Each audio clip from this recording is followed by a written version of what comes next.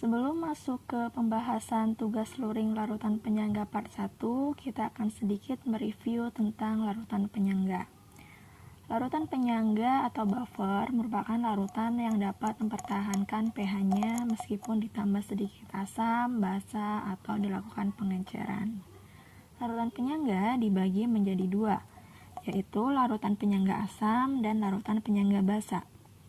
Larutan penyangga asam dapat dibuat dari campuran yang pertama, campuran garam dan asam lemah. Yang kedua, campuran dari basa kuat dan asam lemah berlebih. Berlebih di sini maksudnya adalah mol asam lemah lebih besar dibandingkan dengan mol basa kuat.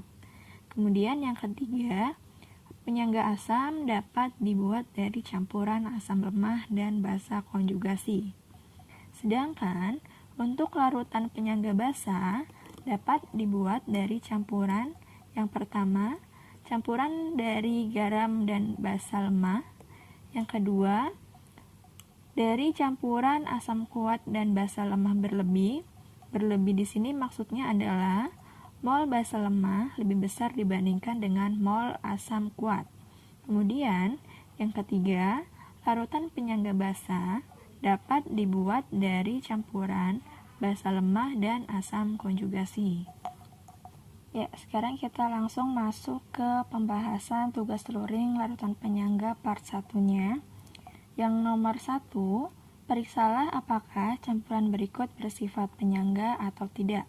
Jika iya, tuliskan komponen penyangganya. Nah, yang pertama, yang A, 50 ml asam asetat atau CH3COOH dengan konsentrasi 0,2 molar dicampurkan dengan 100 ml natrium hidroksida dengan konsentrasi 0,1 molar. Nah, di sini kan kita bisa lihat kalau asam asetat ini merupakan asam lemah,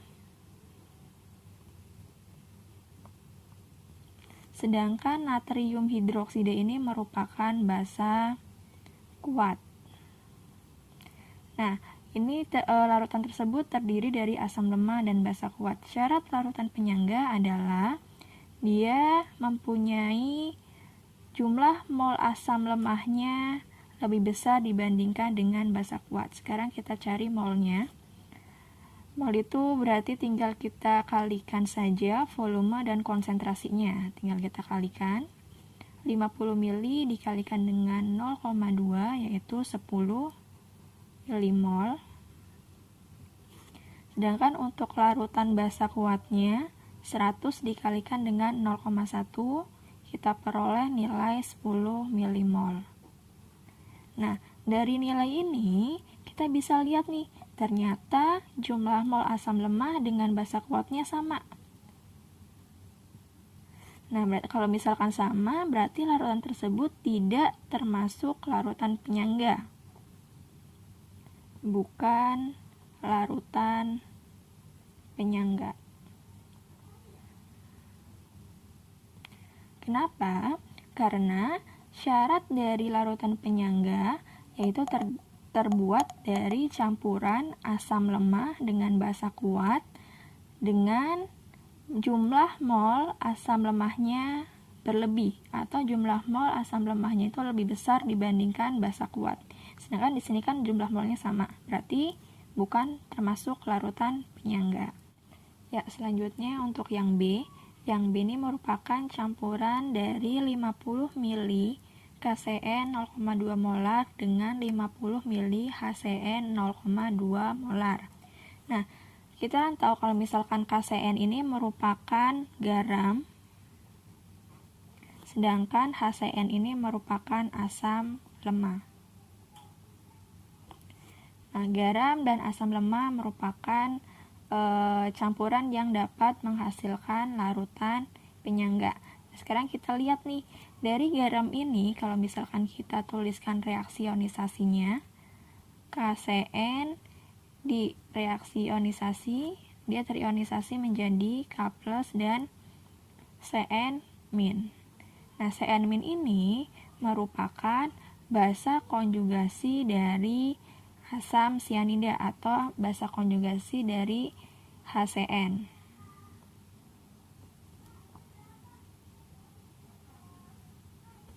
Nah, karena larutan tersebut mengandung komponen larutan penyangga yaitu asam lemah dan basa konjugasinya, maka untuk larutan campuran dari 50 ml KCN 0,2 molar dan 50 ml HCN 0,2 molar, dia termasuk ke dalam larutan penyangga. Nah, karena merupakan larutan penyangga, berarti kita bisa tuliskan komponen buffernya atau komponen larutan penyangganya.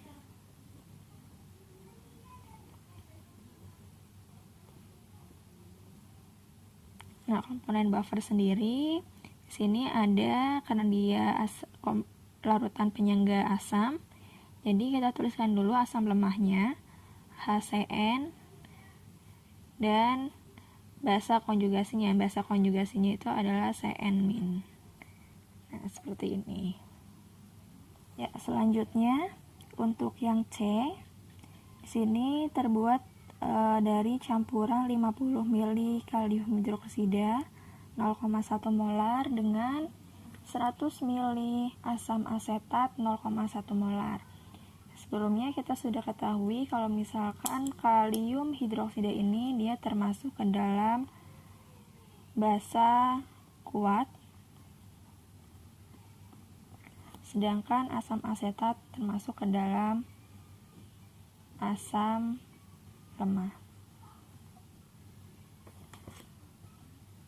Larutan penyangga sendiri dia bisa terbuat atau terbentuk dari campuran asam lemah dengan basa kuat dengan syarat mol asam lemahnya harus lebih besar dibandingkan dengan mol basa kuatnya. Sekarang kita coba cek mol masing-masing. Yang pertama kita cek dulu mol dari basa kuatnya. Tinggal kita kalikan 50 ml dikalikan 0,1 molar. Jadi 5 milimol. Kemudian kita cari mol asam lemahnya, kita kalikan 100 ml dikalikan dengan 0,1 molar. Kita peroleh molnya sebesar 10 milimol. Nah, dari nilai mol ini kita bisa lihat nih, ternyata mol asam lemahnya lebih besar dibandingkan dengan mol basa kuatnya, sehingga kita bisa simpulkan bahwa campuran tersebut merupakan campuran larutan penyangga. Karena mol asam lemahnya berlebih atau lebih besar dibandingkan dengan mol basa kuat. Karena campuran tersebut merupakan larutan penyangga, maka kita bisa tuliskan komponen buffernya atau komponen larutan penyangga. Asam lemahnya dengan basa konjugasinya yaitu CH3COO-. Nah, seperti ini. Sekarang kita lanjut untuk soal yang D. Soal yang bagian D itu larutannya terbuat dari campuran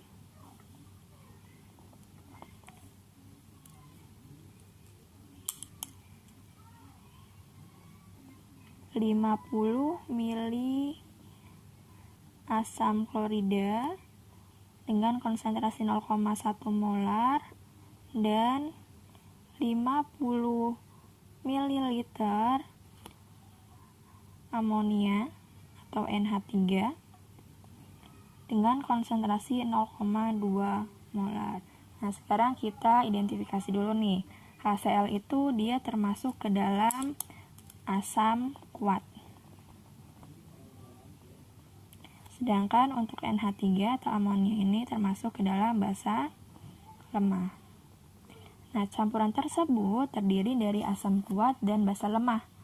Syarat larutan penyangga adalah mol asam lemah atau basa lemahnya itu harus berlebih, harus lebih besar dari asam kuat atau basa kuatnya. Sekarang kita cek dulu ya jumlah molnya masing-masing. Untuk asam kuatnya, kita cek jumlah mol dari HCl 50 dikali 0,1, 5 milimol. Kemudian kita cek mol dari NH3, 50 mili dikalikan dengan 0,2 molar. Kita peroleh molnya itu sebesar 10 milimol. Nah, kita bisa lihat nih, ternyata mol dari basa lemahnya lebih besar dibandingkan dengan mol asam kuatnya. Sehingga kita bisa simpulkan kalau campuran larutan tersebut termasuk ke dalam larutan penyangga. Karena mol basa lemahnya berlebih atau lebih besar dibandingkan dengan mol asam kuat. Sehingga kita bisa tuliskan komponen buffernya atau komponen larutan penyangganya, yaitu basa lemah NH3 dengan asam konjugasinya yaitu NH4+. Sekarang kita lanjut untuk soal yang bagian E, 1E. 1E itu larutan campurannya itu terdiri dari 50 ml HCl dengan konsentrasi 0,1 molar dan 50 ml natrium klorida dengan konsentrasi 0,2 molar. Nah, sekarang kita cek dulu nih. HCl itu dia termasuk ke dalam asam kuat. Sedangkan NaCl dia termasuk ke dalam garam. Di sini kita bisa lihat ya asam kuat dan garamnya. Sedangkan untuk syarat dari larutan penyangga itu bisa terbuat dari campuran garam dengan asam lemah. Karena di sini campurannya itu terdiri dari asam kuat dengan garamnya, maka larutan tersebut bukan termasuk larutan penyangga. Bukan larutan penyangga. Selanjutnya kita akan bahas soal nomor 2.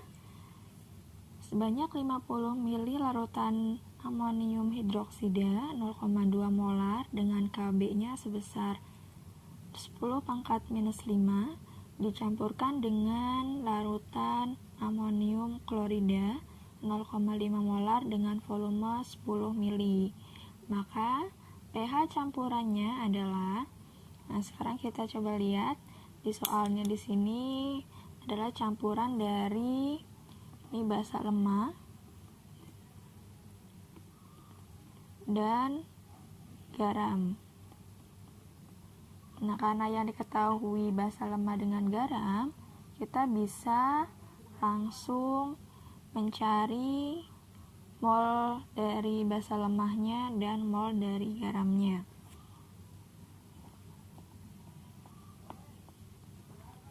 Mol dari amonium hidroksida,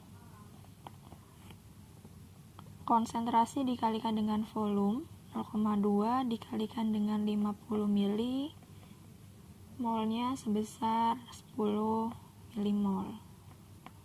Nah, untuk mol garamnya amonium klorida, konsentrasinya 0,5 dikalikan dengan volumenya 100 ml, kita peroleh mol dari garamnya itu sebesar 50 milimol. Nah, karena di sini dia termasuk ke dalam larutan penyangga basa, karena di sini adalah basa lemah, jadi untuk mencari pH campurannya kita harus cari OH-nya dulu. Konsentrasi OH- sama dengan Ka dikalikan dengan mol basanya per mol garam. Ka-nya 10⁻⁵ dikalikan dengan mol basanya 10 milimol, mol garamnya 50 milimol. kita peroleh 10 pangkat minus 5 dikalikan dengan 2 kali 10 pangkat minus 1.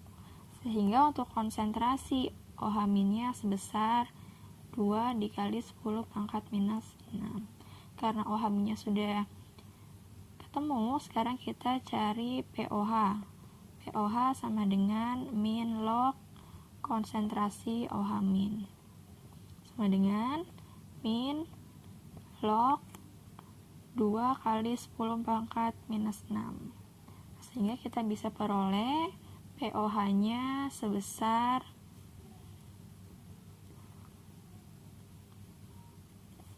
6 minus log 2.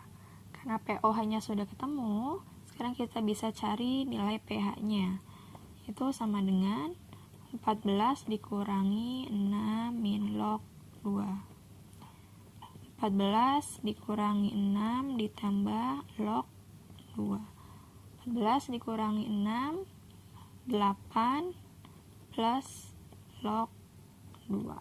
Nah, ini ketemu nih nilai pH-nya sebesar 8 plus log 2. Ya, selanjutnya kita bahas soal nomor 3, yaitu sebanyak 100 ml larutan KOH 0,1 molar dicampur dengan 200 ml larutan HCN 0,1 molar dengan Ka 10 pangkat minus 8. Maka pH campurannya adalah, nah yang pertama kita lihat dulu nih, campurannya itu terdiri dari KOH yang merupakan basa kuat, sedangkan HCN di sini termasuk ke dalam asam lemah. Karena di sini reaksinya asam dan basa, maka untuk mengerjakan soal ini, untuk menentukan pH campurannya, kita nanti akan menggunakan sistem mula-mula, reaksi, dan sisanya. Nah, yang pertama kita cari mol masing-masing larutannya dulu. Yang pertama mol KOH, kita tinggal kalikan konsentrasi dengan volumenya, 0,1 molar dikalikan dengan 100 ml sama dengan 10 milimol. Sekarang mol dari HCN 0,1 molar dikalikan dengan volumenya 200 ml sama dengan 20 milimol. Sekarang kita reaksikan KOH, kita reaksikan dengan HCN. Karena dia asam dan basa, kita reaksikan, maka dia akan menghasilkan larutan garam dan air. Garam yang dihasilkan adalah garam, kalium sianida, dan H2O. Kemudian mula-mula, reaksi, dan sisanya. Mula-mula, mol dari KOH adalah 10 milimol. Mol dari HCN 20 milimol. Sedangkan KCN dan H2O pada saat mula-mula belum terbentuk. Kemudian saat reaksi kita lihat reaksi pembatasnya. Di sini reaksi pembatasnya itu adalah KOH, karena KOH mempunyai mol yang lebih kecil. Berarti untuk reaksinya masing-masing 10 milimol.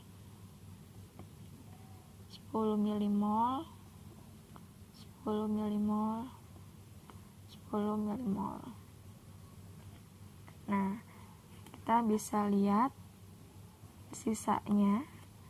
Karena ini produk, berarti 10 milimol. Kalau produk ditambah ya, sedangkan untuk reaktan dikurangi. Berarti 20 kurangi 10 milimol. Ini habis. Nah, di sini kan berarti sisanya asam dengan garamnya. Berarti kita bisa lihat kalau misalkan larutan campuran dari KOH dan HCN itu dia membentuk larutan penyangga asam, karena yang di sini yang sisa adalah asamnya. Sehingga karena dia larutan penyangga asam, kita bisa langsung cari pH-nya dengan konsentrasi H+ tanpa kita menghitung OH-. Berarti untuk konsentrasi H+ sama dengan Ka dikali mol asam per mol garam. Ka-nya 10 pangkat minus 8, mol asamnya 10 milimol, mol garamnya 10 milimol. Ini habis ya, tinggal 1. Sehingga untuk konsentrasi H nya kita peroleh 10 pangkat minus 8. Dan pH-nya kita bisa peroleh min log konsentrasi H plus atau min log 10 pangkat minus 8 sama dengan 8 pH-nya. Jadi pH dari campuran KOH dan HCN di sini sebesar 8. Seperti ini ya.